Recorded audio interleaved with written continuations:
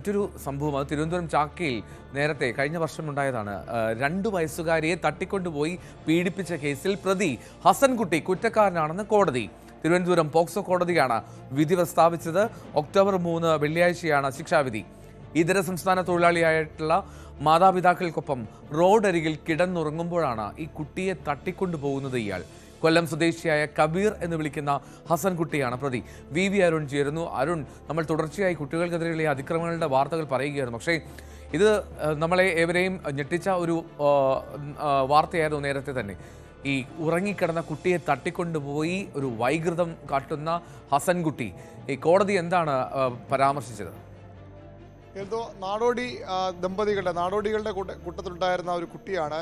ഹൈദരാബാദ് സ്വദേശികളായ നാടോടി ദമ്പതികളുടെ കുട്ടി. അവർ ഒരു ടെൻറ്റിൽ ചാക്കയിൽ ബ്രഹ്മോസിന് സമീപം ഒരു ടെൻറ്റിലാണ് ആ കുടുംബം കഴിഞ്ഞിരുന്നത്. അവിടെ നിന്നാണ് മാതാപിതാക്കളുടെ അടുത്ത് കിടന്ന കുട്ടിയാണ് തട്ടിക്കൊണ്ടുപോയത്. രാത്രി കുട്ടിയെ കാണാനില്ലെന്ന് പറഞ്ഞ് ഇവർ ബഹളം വെച്ചു. അങ്ങനെയാണ് പോലീസും നാട്ടുകാരുമൊക്കെ പരിശോധന. ആദ്യം സംശയം സ്വാഭാവികമായിട്ട് പോയത് ഈ കുടുംബത്തിലേക്ക് തന്നെയായിരുന്നു. നാടോടികൾ കൂടി ആയതുകൊണ്ട് എന്തെങ്കിലും കുട്ടിയെ കടത്തിയതാണോ സംശയമൊക്കെ ആദ്യം നാട്ടുകാർ ഉൾപ്പെടെ ഉന്നയിച്ചു.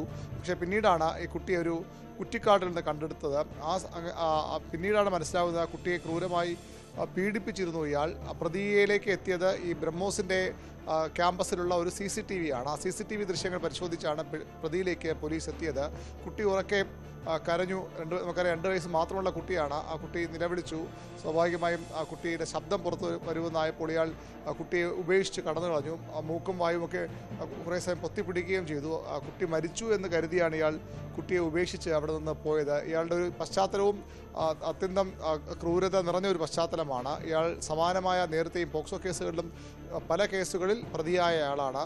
പരവൂരിൽ ഒരു കേസിൽ ജയിലിൽ നിന്ന് ജാമ്യത്തിൽ ഇറങ്ങിയ ശേഷമാണ് ഇയാൾ ഇവിടെ ആദ്യം ആലപ്പുഴയിലൊരു ഹോട്ടലിൽ ജോലിക്ക് നിൽക്കി അവിടെ നിന്ന് തിരികെ തിരുവനന്തപുരത്തേക്ക് വരികയും ചെയ്ത് ഈ കുട്ടിയെ നോക്കി വെച്ച് അവിടെ എത്തി ഇയാൾ പീഡിപ്പിക്കുകയായിരുന്നു.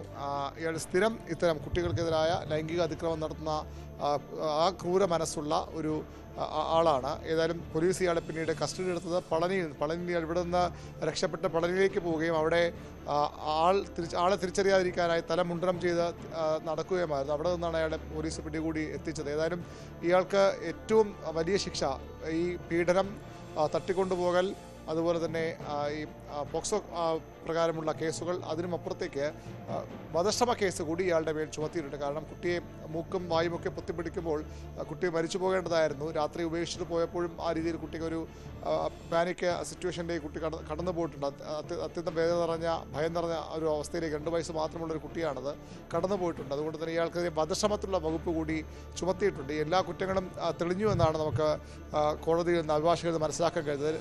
3-ാം തീയതി ഇയാൾക്കുള്ള ശിക്ഷ വിധിക്കും. ഇയാളെപ്പോലുള്ള ആളുകൾ പുറത്തു വന്നാൽ ഉണ്ടാകാൻ പോകുന്ന അത്യന്തം ഗുരുതരമായ സാഹചര്യം കൂടി പരിഗണിച്ചുള്ള ശിക്ഷ വേണമെന്ന് തന്നെയാണ് പ്രോസിക്യൂഷൻ കോടതിയിൽ വാദിച്ചത്. ഏറ്റവും ഗുരുതരമായിട്ടുള്ള ക്രൂരകൃത്യമാണ്. അതുകൊണ്ട് തന്നെ ഏറ്റവും കൂടിയ ശിക്ഷ തന്നെ നൽകണമെന്നുള്ളതാണ് പ്രോസിക്യൂഷന്റെ വാദം. അരുൺ, ഈ കേസ് തെളിയിക്കുന്നതിൽ ഏറ്റവും നിർണായകമായത് എന്താണ്? ഈ പ്രത്യേകിച്ച് കുഞ്ഞ് കുട്ടി, ആ കുട്ടിയിൽ നിന്നും മറ്റൊന്നും ശേഖരിക്കുക പ്രയാസകരമാണ്. അപ്പോൾ ഈ ബ്രഹ്മോസിലെ ആ CCTV എന്നതിനും അപ്പുറത്തേക്ക് മറ്റെന്തൊക്കെ രീതികളാണ് അന്വേഷണ സംഘം അവലംബിച്ചത്? CCTV ദൃശ്യങ്ങളിലൂടെയാണ് ഇയാളെ തിരിച്ചറിഞ്ഞത്. പോലീസിൻ്റെ ഡേറ്റാബേസിലുള്ള ആൾ തന്നെയാണ്. സ്വാഭാവികമായും മുഖം കാണുമ്പോൾ അവർക്ക് വളരെ വേഗം ആളെ തിരിച്ചറിയാൻ കഴിഞ്ഞു. പിന്നീട് ശാസ്ത്രീയ തെളിവുകൾ വളരെ അനിവാര്യമായിരുന്നു. കാരണം കുട്ടിയുടെ മൊഴിയെടുക്കാനോ അത്രയൊന്നും കഴിയാത്ത തരത്തിലുള്ള തീരെ ചെറിയ കുട്ടിയാണ്. അതുകൊണ്ട് തന്നെ ഇയാളുടെ മുടിയും മറ്റും കുട്ടിയിൽ നിന്ന് ലഭിച്ചിരുന്നു. അങ്ങനെ ശാസ്ത്രീയ പരിശോധന കൂടി നടത്തിയാണ് പ്രതിയിലേക്ക് പോലീസ് വേഗത്തിൽ എത്തിച്ചേർന്നത്. അത്തരത്തിലുള്ള ശാസ്ത്രീയ തെളിവുകൾ തന്നെയാണ് ഇയാൾക്കെതിരെ കോടതിയിലും ഏറ്റവും നിർണായകമായി മാറിയതെന്നാണ് നമുക്ക് മനസ്സിലാക്കാൻ കഴിയുന്നത്. ആ രീതിയിൽ ശാസ്ത്രീയ തെളിവുകൾ കൂടി അടിസ്ഥാനമാക്കിയാണ് ഇയാളോട് വന്നു പോകുന്ന CCTV ദൃശ്യങ്ങൾ ബ്രഹ്മോസിലെയും അതുപോലെ മറ്റ് സ്ഥലങ്ങളിലെയും CCTV ദൃശ്യങ്ങൾ ശേഖരിച്ചു. ഇയാൾ പിന്നീട് അവിടെ നിന്ന് രക്ഷപ്പെട്ടു പോകുന്നതിൻ്റെ തെളിവുകൾ പോലീസ് ലഭിച്ചു. ഏറ്റവും പ്രധാനപ്പെട്ടത് ഈ മുടി പരിശോധിച്ച് അതിൽ നിന്ന് ലഭിച്ച സ്ഥിരീകരണമാണ്. അതുകൂടി വെച്ചുകൊണ്ടാണ് ഇയാളിലേക്ക് പോലീസിന് വേഗത്തിലെത്താൻ കഴിഞ്ഞതും ഇയാൾ കുറ്റക്കാരന് കോടതിയിൽ തെളിവുകളടക്കം സ്ഥാപിക്കാൻ കഴിഞ്ഞതും ഈ നിർണായകമായ ശാസ്ത്രീയ തെളിവുകളുടെ കൂടി അടിസ്ഥാനത്തിലായിരുന്നു. ശാസ്ത്രീയമായിട്ടുള്ള തെളിവുകളുടെ അടിസ്ഥാനത്തിലാണ് അതിലേക്ക് പോയത് എന്നുള്ളത് വ്യക്തമാണ്. ഇനി ഈ ഈ ഈ കുടുംബം ഇവർ പരാതിയുമായി എത്തിയിരുന്നു. അവരിപ്പോഴും കേരളത്തിൽ തന്നെ ഉണ്ടോ, അതോ അവർ ഇതര സംസ്ഥാന തൊഴിലാളികളാണ്, അവർ ഇവിടം വിട്ടു പോയോ, അവർക്കൊരു പ്രോപ്പർ അഡ്രസ്സ് പോലും ഇല്ലാത്ത ആളുകളാണ്, റോഡരികിൽ കിടക്കുന്ന പാവങ്ങൾ, അവരാണ് ഇത്തരത്തിലൊരു ക്രൂരത നേരിട്ടത്. ഇവരിപ്പോഴും ആ കേസുമായി നടത്തിപ്പിൽ മുന്നോട്ട് ഉണ്ടോ അരുൺ? അന്ന് തന്നെ വലിയ പിന്തുണ സർക്കാരിൻ്റെ ഭാഗത്തും അതുപോലെ തന്നെ ജില്ലാ ഭരണകൂടത്തിൻ്റെ ഭാഗത്തും ഒക്കെ ഈ കുടുംബത്തിന് ലഭിച്ചിരുന്നു. ആദ്യം ഈ കുട്ടിയുടെ അച്ഛനിലേക്കൊക്കെ സംശയം, അച്ഛനെയും അമ്മയൊക്കെ സംശയിച്ചാണ് ആ രാത്രിയിൽ പോലീസിൻ്റെ പരിശോധന. തീർത്തും അവിശ്വസനീയമായ ഒരു കാര്യമായാണ് അത് പലരും കണ്ടത്. പക്ഷേ ഇത്തരം സംഭവങ്ങൾ ഇതാദ്യമല്ല. നമുക്കറിയാം, വർഷങ്ങൾക്ക് മുമ്പ് 20-25 വർഷങ്ങൾക്ക് മുമ്പ് സമാനമായി പൂന്തുറയിൽ ഇത്തരത്തിലൊരു കുട്ടിയെ ഒരാൾ മാതാപിതാക്കൾക്കൊപ്പം കിടന്ന മത്സ്യത്തൊഴിലാളികളുടെ കുട്ടിയെ കടത്തിക്കൊണ്ടുപോയ സംഭവം ഉണ്ടായിരുന്നു. അതുകൊണ്ട് തന്നെ അത്തരം കാര്യങ്ങളൊക്കെ പോലീസിന് മുമ്പിൽ ചരിത്രമായി ഉണ്ടായിരുന്നെങ്കിൽ പോലും ആദ്യം ഇവരിലേക്കൊക്കെ സംശയം പോയിരുന്നു. പക്ഷേ പിന്നീട് പൂർണ്ണമായ നിരപരാധികളാണ് ഈ കുടുംബം എന്ന് പോലീസ് തിരിച്ചറിയുന്നു. അങ്ങനെയാണ് അന്വേഷണം മുന്നോട്ട് പോയത്. ഏതായാലും അവർ നാടോടികളാണ്. ഒരു കൃത്യസമയത്ത് നിശ്ചിത കാലത്തിനപ്പുറത്തേക്ക് ഒരിടം താമസിക്കാത്ത ആളുകളാണ്. അവരിപ്പോൾ ഇവിടെ ഉണ്ട് എന്ന തരത്തിലുള്ള വിവരമൊന്നും നമുക്ക് ലഭ്യമല്ല. മാത്രമല്ല, അവർ പോയെങ്കിലും വളരെ കൃത്യമായ തെളിവുകൾ സ്വാഭാവിക സർക്കാരാണ് പ്രോസിക്യൂഷൻ കേസ് നടത്തുന്നത്. എല്ലാ തെളിവുകളും ശേഖരിച്ച് ആ രീതി സർക്കാർ തന്നെയാണ് കേസ് മുന്നോട്ട് കൊണ്ടുപോയത്. കൃത്യമായ ഇടപെടൽ അന്വേഷണ സംഘത്തിൻ്റെ ഭാഗത്ത് ആദ്യം മുതലുണ്ടായി. ഇയാൾക്ക് പരമാവധി എല്ലാ തെളിവുകളും ശേഖരിക്കാൻ അന്വേഷണ സംഘത്തിന് കഴിഞ്ഞു. അതിൻ്റെ കൂടി പശ്ചാത്തലത്തിലാണ് പിന്നീട് ഈ കേസ് മുന്നോട്ട് പോയത്. ഏതായാലും കുടുംബവുമായി ബന്ധപ്പെട്ട് പിന്നീട് അവരുമായി ബന്ധപ്പെടാനൊന്നും കഴിഞ്ഞിട്ടില്ല. കൃത്യമായ തെളിവുകൾ ലഭിച്ചു തന്നെയാണ് ഈ കേസിൽ ഈ പ്രതിക്ക് ഇത്തരമൊരു കുറ്റക്കാരനെ കണ്ടെത്താൻ കോടതിയെ സഹായിച്ചത്. റൈറ്റ്. ഈ പ്രതി ഒരു ക്രിമിനൽ പശ്ചാത്തലമുള്ള ആളാണെന്ന് നേരത്തെ അരുൺ സൂചിപ്പിച്ചു, അത് പോക്സോ കേസുകൾ ഉൾപ്പെടെ.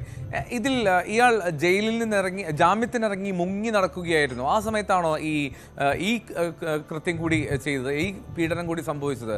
ഇയാൾ എങ്ങനെയാണ്, നേരത്തെ എത്ര തവണ ഇയാൾ പിടിയിലായിട്ടുണ്ട് പോലീസിൻ്റെ?